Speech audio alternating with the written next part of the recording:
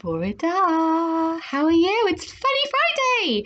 Today, I knew I said I was going to do a colour, but then I forgot. It's VE Day, 75 years since Great Britain won victory in the World War II. Okay, so VE Day stands for Victory in Europe, and I couldn't let it go without dressing up as a land girl. Land girls were really important in World War II because they helped grow lots of vegetables and fruit at home for everybody to have enough food to eat, because food was on quite short supply in World War II and they had to ration the food. So us land girls were super important. Okay, this week we've been doing perseverance, haven't we? And I thought we'd read a story. It's off a Kindle, so hopefully this will work, called Rosie, Revere, Engineer. Okay, and it's all about a girl who didn't give up. She persevered and she kept going. She was resilient and she persevered until she got where she wanted to get. Okay, so let's go. Rosie, Revere, Engineer. This is the story of Rosie Revere, who dreamed of becoming a great engineer. In Lilla Greer's classroom at Blue River Creek, young Rosie sat shyly, not daring to speak. That's the first. Okay. But when no one saw her, she peeked in the trash for treasures to add to her engineer stash.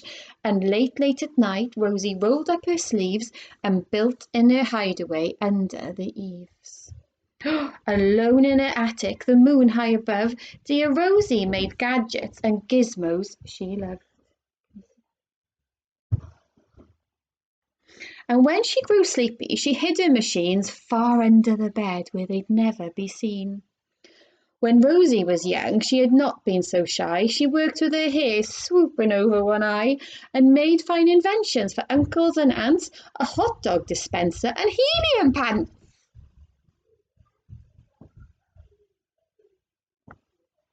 They look fun, those helium pants. The uncle she loved most was Zookeeper Fred. She made him a hat to keep snakes off his head, from part of a fan and some cheddar cheese spray, which everyone knows keeps the pythons away.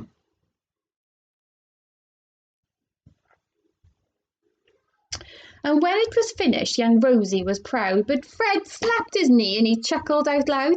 He laughed till he wheezed and his eyes filled with tears, all to the horror of Rose Revere, who stood there embarrassed, perplexed and dismayed. She looked at the cheese hat and then looked away. I love it, Fred hooted. Oh, truly I do.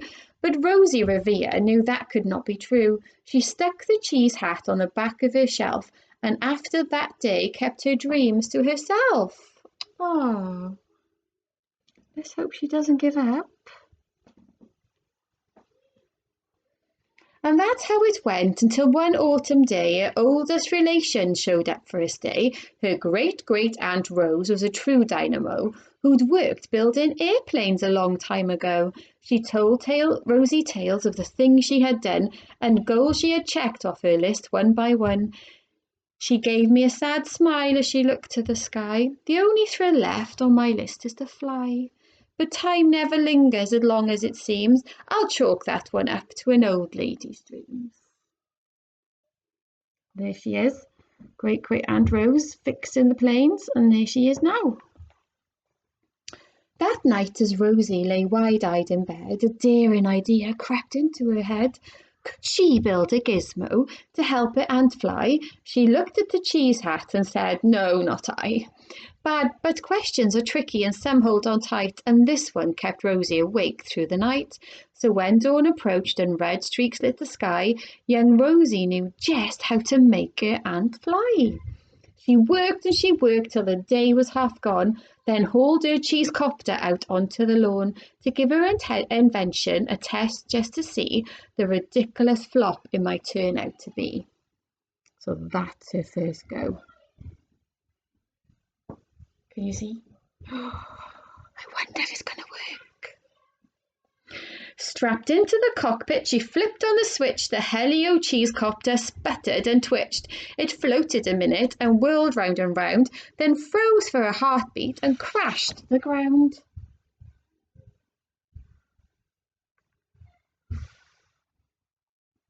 Then Rosie heard laughter and turned round to see the old woman laughing and slapping her knee. She laughed till she wheezed and her eyes filled with tears, all to the horror of Rosie Revere, who thought, oh no, never, not ever again will I try to build something to sputter or spin, or build with a lever, a switch or a gear, and never will I be a great engineer. She turned round to leave, but then Great-Great-Aunt Rose grabbed hold of young Rosie and pulled her in close and hugged her and kissed her and started to cry. You did it! Hooray! It's the perfect first try. This great flop is over. It's time for the next. Young Rosie was baffled, embarrassed, perplexed. I failed, said dear Rosie. It's just made of trash. Didn't you see it? The cheese copter crashed. Yes, said her great aunt, it crashed, that is true, but first it just did what it needed to do. Before it crashed, Rosie, before that, it flew. Your brilliant first flop was a raging success. Come on, let's get busy and on to the next. She handed a notebook to Rosie Revere, who smiled at her aunt as it all became clear. Life might have its failures, but this was not it. The only true failure can come if you quit. And there's lots of pictures then of people who achieved amazing feats, like Amelia Earhart, who crossed the Atlantic Ocean in 1928 in an airplane, the first transatlantic flight.